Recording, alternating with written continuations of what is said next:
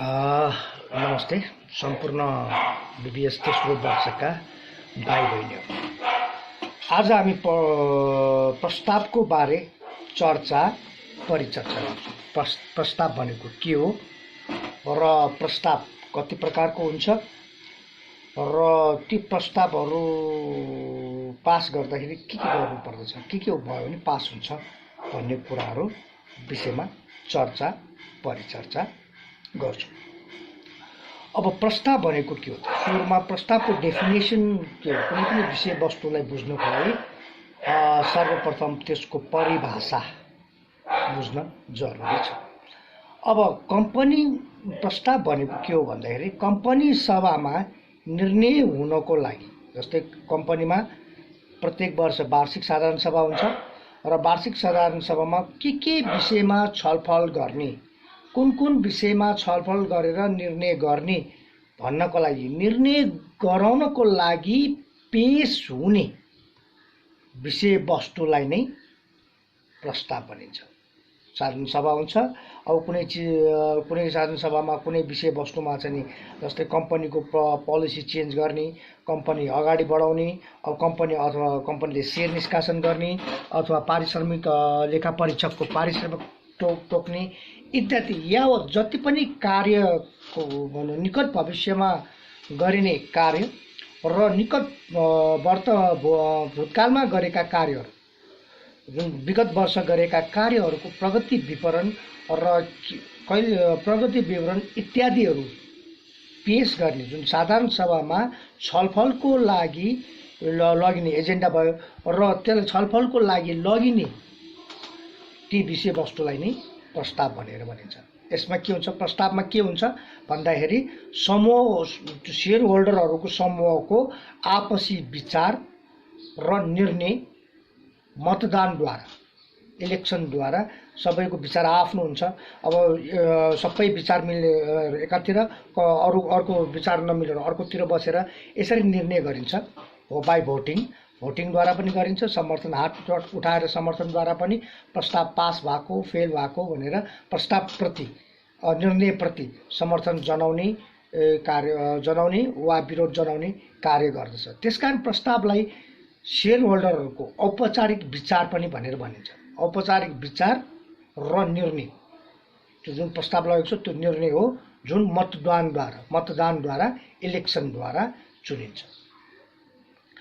अब यदि ब्ल्याक ल डिक्सनेरीलाई हेर्ने हो भनेदेखि ब्ल्याक ल डिक्सनेरीले के भन्छ त भन्दाखेरि प्रस्तावको बारे, to rectify the action of the board of director. Resolution means to rectify the action of the board of director, अर्थात् बोर्ड अफ डाइरेक्टरहरूको जुन कार्यहरूलाई चाहिँ नि प्रमाणीकरण गर्ने, रेक्टिफाई भनेको प्रमाणीकरण गर्ने, पास गर्नेलाई नै के भनेर भनिन्छ भन्दाखेरि प्रस्ताव भनेर भनिन्छ।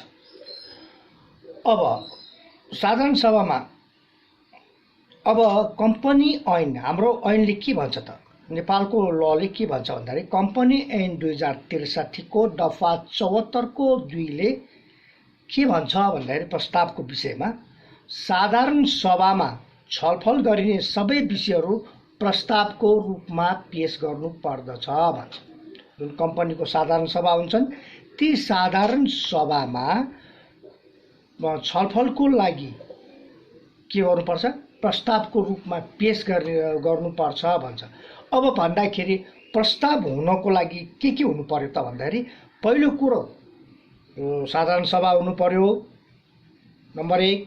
अनि साधारण सभामा त्यो छलफल हुने विषय हुनु पर्यो, छलफलको लागि लगेको विषय हुनु पर्यो र छलफलको रूपमा पेश गरेको विषय हुनु पर्यो र तेस्रो कुरा त्यो अब सर्वसम्मतिबाट पारित अथवा चाहिँ पारित नहुने के हो त्यो निर्णय हुनु पर्यो।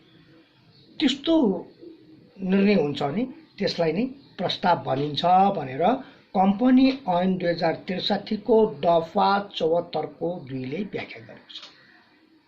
त्यसैले कुनै विषयवस्तु छ भने साधारण सभामा लगिन्छ र त्यसको अन्तिम निर्णयको लागि त्यो साधारण सभाबाट पास भइसकेपछि सिद्धो, अब त्यसलाई च्यालेन्जिङ गर्न भनेको सकिँदैन, नसकिने चाहिँ होइन। अब केही अब त्रुटिहरू छ भने त्यसलाई कोर्टमा च्यालेन्जिङ गर्न सकिन्छ। त्यसैले के भन्छ भन्दाखेरि सभा समक्ष अन्तिम निर्णयको लागि पेश गरिने विषयवस्तुलाई नै के भन्दो रहेछ त प्रस्ताव भनेर भन्छ।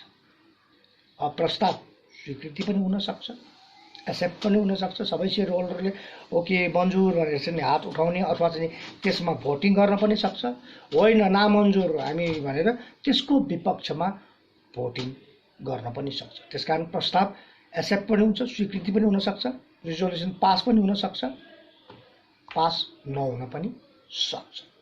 अब त्यो सेयर होल्डर र त्यो समूहको इन्ट्रेस्टमा भर पर्ने कुरा भयो। अब अर्को कुरा गरौँ, यो जुन प्रस्ताव लाग्दाखेरि सर्वसम्मतिबाट पास गर्नुपर्छ। जतिजना कुल सेयर सङ्ख्या जतिजना छ त्यसको अब त्यो साधारण प्रस्ताव भने कति हुनुपर्छ, विशेष प्रस्ताव भने कति प्रतिशत हुनुपर्छ त्यो म एकछिनमा आउँछु। अहिले जनरली बुझ्नुपर्ने कुरा के छ भन्दाखेरि साधारण सभामा लगेको प्रस्ताव कुल टोटल जति सेयर होल्डरहरू छन् ती सेयर होल्डरहरूलाई 100% मान्ने हो भने मिनिमम 51%ले के गरेको हुनुपर्दछ, पास गरेको हुनुपर्छ, त्यसको पक्षमा भोट दिएको हुनुपर्दछ, अनि मात्र प्रस्ताव पास भएको मानिनेछ। र प्रस्ताव पेश गर्दाखेरि कसलाई पेश गर्ने त भन्दाखेरि प्रस्ताव पेश गर्दाखेरि साधारण सभाको अध्यक्षलाई पेश गर्नु पर्दछ। अब कुरा गरौँ प्रस्ताव कति प्रकारको हुन्छ भन्दाखेरि हाम्रो कम्पनी ऐन 2063 अनुसार प्रस्ताव 2 प्रकारको हुन्छ भनेर ऐनले तोकिदिएको छ, ऐनले वर्गीकरण गरिदिएको अवस्था छ। पहिलो प्रस्ताव हो साधारण प्रस्ताव जसलाई जनरल रिजोल्युसन भनेर भनिन्छ। त्यस्तै दोस्रो प्रस्ताव हो विशेष प्रस्ताव जसलाई स्पेशल रिजोल्युसन भनेर भनिन्छ। अब कुरा गरौँ साधारण प्रस्ताव भनेको के हो त, कस्तो किसिमको प्रस्तावलाई साधारण प्रस्ताव भनेर भनिन्छ त भन्दाखेरि त्यस्तो प्रस्ताव जहाँ सेयर धनीहरू हुन्छ, कम्पनी हुन्छ, कम्पनीको सेयर खरिद गरिरहेको हुन्छ, सबैले हिस्सेदारी खरिद गरेको हुन्छ, सेयर खरिद गरेको हुन्छ र कम्पनीका सेयर धनीहरूमा सामान्य बहुमत, धेरै बहुमत पनि चाहिँदैन विशेष प्रस्तावमा जस्तो, सामान्य बहुमत जस्तै टोटल कुल सेयर सङ्ख्या 100% छ भनेदेखि त्यसको 51%ले पास भन्यो भने त्यो प्रस्ताव पास भयो। त्यस्तो किसिमको प्रस्तावलाई साधारण प्रस्ताव भनेर भनिन्छ, जसमा कुल सेयर पुँजीको 50% भन्दा बढी समर्थन गरेर सेयर होल्डरको समर्थन लिन सफल हुन्छ भने त्यो सफल भएर पास गरिन्छ भने त्यस्तो किसिमको प्रस्तावलाई साधारण प्रस्ताव भनेर भनिन्छ। जसमा जस्तै उदाहरण अब 100% 51% पक्षमा भोट खस्यो र 49% विपक्षमा भोट खस्यो भन्दाखेरि 51%ले जित्यो, त्यसकारण 51% द्वारा त्यो प्रस्ताव पास हुन्छ। त्यस्तो प्रस्तावलाई नै साधारण प्रस्ताव भनेर भनिन्छ। अब कम्पनीको साधारण प्रस्तावबाट पास हुने विषयवस्तु के हुन् त भन्दाखेरि पहिलो विषयवस्तु छ लेखा परीक्षण, विगत लेखा परीक्षण भइसकेको छ भने त्यसको हिसाब किताब वास्ला ब्यालेन्स सिट सो गर्ने। अब त्यो विषयमा साधारण त्यस्तो प्रस्तावलाई साधारण प्रस्ताव भनेर भनिन्छ। त्यस्तै सेयर होल्डरहरूलाई लाभांशको उद्घोषण गर्ने, बोनस लाभांश दिने उद्घोषण गर्ने वा वितरण गर्ने सम्बन्धी प्रस्ताव छ भने आज कम्पनीले यति प्रफिट कमायो, अब यति प्रतिशतका दरले अब कम्पनीका सेयर होल्डरहरूलाई हामी लाभांश बाँड्छौँ भन्ने यस्तो किसिमको प्रस्ताव पनि साधारण प्रस्ताव अन्तर्गत पर्दछ भने त्यस्तै सञ्चालकको नियुक्ति, सञ्चालक समितिमा को नियुक्ति गर्ने भन्ने कुरा भयो, अनि तिनीहरूको स्यालेरी पारिश्रमिक कति तोक्ने भन्ने कुरा भयो। त्यस्तै लेखा परीक्षकको नियुक्ति, लेखा परीक्षकको पारिश्रमिक कति तोक्ने भन्ने कुराहरू भन्यो। यस्तै अन्य सामान्य प्रशासनिक र सामान्य विषयवस्तुका कुराहरू जम्मै केमा पर्दछ, साधारण प्रस्ताव अन्तर्गत पर्दछ। अब कुरा गरौँ विशेष प्रस्ताव भनेको के हो भन्दाखेरि विशेष प्रस्ताव भनेको शेयर धनीहरूले विशेष समर्थन गरेर कुनै प्रस्तावमाथि विशेष समर्थन गरेर प्रस्ताव लगिन्छ अथवा पास गर्दछ भने त्यस्तो प्रस्तावलाई विशेष प्रस्ताव भन्छ। शेयर धनीहरूको विशेष समर्थन, सबैको स्पेशल समर्थन हुनु पर्यो र स्पेशल समर्थनद्वारा पास गरिन्छ भनेदेखि त्यस्तो प्रस्तावलाई विशेष प्रस्ताव भनेर भनिन्छ, जसमा कुल शेयर सङ्ख्या यदि टोटल जति शेयर होल्डरहरू छन् तिनीहरूलाई 100% मान्ने हो भने मिनिमम 75%, 75%ले समर्थन गरेको हुनुपर्छ। साधारणमा 51% भए पुग्यो पास गर्नलाई, र विशेष प्रस्तावमा चाहिँ मिनिमम कति 75% शेयर होल्डरको समर्थन चाहिन्छ, समर्थन आवश्यकता पर्छ।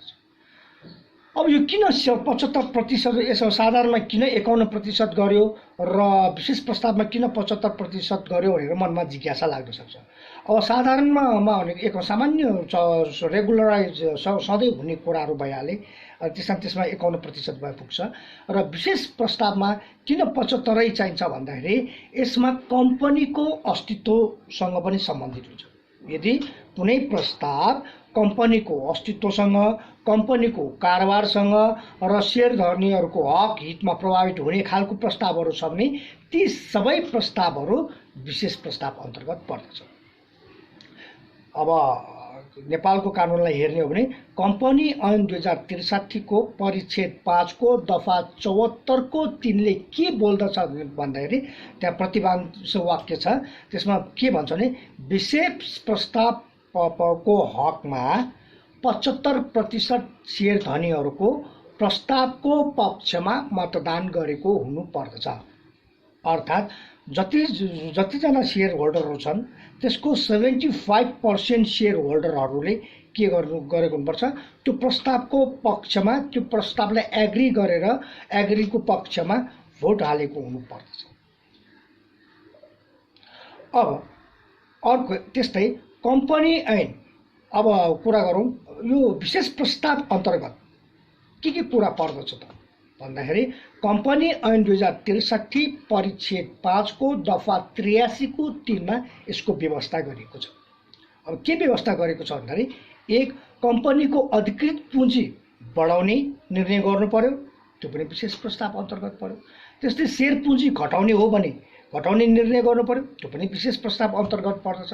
त्यस्तै कम्पनीको नामै फेर्नु पर्यो, कम्पनीको नामै चेन्ज गर्नु पर्यो, अथवा कम्पनीको उद्देश्यमा थपघट गर्नु पर्यो, अथवा थप्नु पर्यो, उद्देश्य बढाउनु पर्यो, थप्नु पर्यो, अथवा होइन उद्देश्य घटाउनु पर्यो भनेदेखि त्यो पनि विशेष प्रस्ताव अन्तर्गत पर्दछ भन्दाखेरि। अनि अर्को कुरा, भएको कम्पनी अर्कोमा मर्ज गर्नु पर्यो भनेदेखि पनि त्यो विशेष प्रस्ताव मानिन्छ र त्यसलाई 75% शेयर होल्डरले पास गर्नु पर्दछ।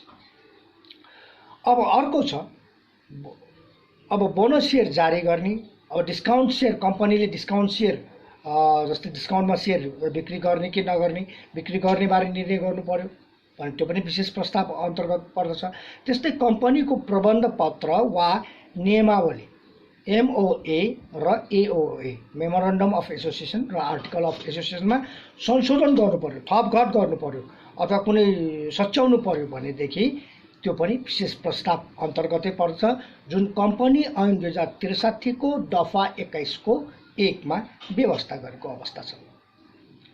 अब त्यस्तै अर्को कुरा, कहिलेकाहीँ कम्पनीले कामको सिलसिलामा, अब बैठक कम्पनीले कामको सिलसिलामा त्यो नियमावली अथवा चाहिँ कुनै एक्सन, त्यो उसलाई दिएको पावर भन्दा, कम्पनी सञ्चालकलाई दिएको पावर भन्दा नागेर काम गर्न सक्छ। उसले कम्पनी हितको लागि, अहितको लागि भयो भने त अर्को कुरा अर्कै भयो। कम्पनी हितको लागि उसले त्यो पावर दिएको पावर नपुगेर उसले त्यो पावरलाई चाहिँ नागेर, त्यो सीमालाई नागेर काम गर्न सक्छ। र त्यसरी गरेको कामलाई भ्यालिडिटी दिने कि नदिने भन्ने विषयमा पनि के अन्तर्गत पर्दछ, विशेष प्रस्ताव अन्तर्गत पर्दछ, जुन कम्पनी ऐन 2063 को दफा 103 को उपदफा 3 मा व्यवस्था गरेको छ। त्यस्तै कम्पनीको कहिलेकाहीँ अब कम्पनी डुब्यो, कम्पनी डुबिसकेपछि अब कम्पनीको जायजेठा सम्पत्तिहरू बिक्री लिलाम बिक्री हस्तान्तरण गर्नु पर्यो भनेदेखि त्यो पनि विशेष प्रस्ताव अन्तर्गतै पर्दछ र त्यसको लागि पनि विशेष प्रस्तावै लानु पर्दछ, जुन कम्पनी ऐन 2063 को दफा 105 को 1 मा व्यवस्था गरेको अवस्था छ। त्यस्तै अब कम्पनीले ऋण लिएको हुनसक्छ, ऋण तिर्नुपर्ने हुनसक्छ, त्यो ऋण तिर्नुपर्ने अथवा कम्पनी अब डुब्यो नचलाउने, कम्पनी नै खारेज गर्ने भन्ने, लिक्विडेसनमा जाने खारेज गर्ने भनेर लिक्विडेसन गर्ने खारेज गर्ने भनेर निर्णय गर्दछ भने त्यो पनि विशेष प्रस्ताव अन्तर्गतै पर्दछ, जुन कुरा कम्पनी ऐन 2063 को दफा 126 को उपदफा 1 मा व्यवस्था गरिएको छ।